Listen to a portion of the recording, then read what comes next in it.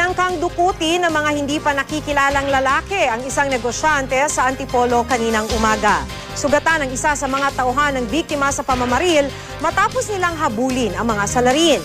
Nakataka sa mga kidnapper pero nailigtas ang biktima.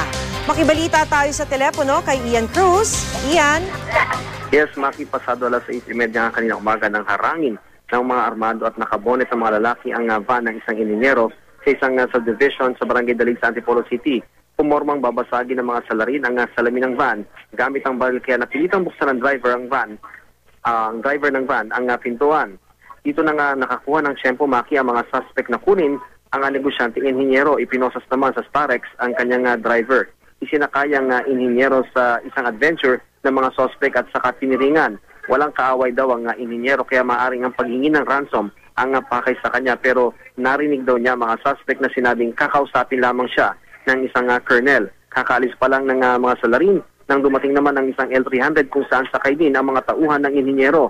Nagtungo sa lugar ang mga tauhan ng engineer matapos makatanggap ng impormasyon tungkol sa nangyari. Hinabol nila yung adventure at ipinagbigay alam din sa pulis Antipolo ang nangyari. Sa katabing barangay San Isidro naman, naabutan ng mga pulis ang mga suspect. Pinutukan ng mga suspect ang mga humahabol na tauhan ng inhinyero, kaya naman tinamaan ng bala ng Armalite ang hita ng driver ng L300 van. Tuloy sana sa pagtaka sa mga kidnapper, pero napunta sila sa isang rough road at na isa ring dead end na kalsada, kaya wala na sila nagawa kundi abandonahin na nga ang kanilang sasakyan, pati na yung kanilang bihag na inhinyero. Naiwan din ang mga bala at matataas na kalibre ng baril ng mga nakatakas na lalaki. Inaalam ngayon ng mga pulis kung anong grupong may gawa sa naunsaming kidnapping. Maki? Maraming salamat sa iyo, Ian Cruz.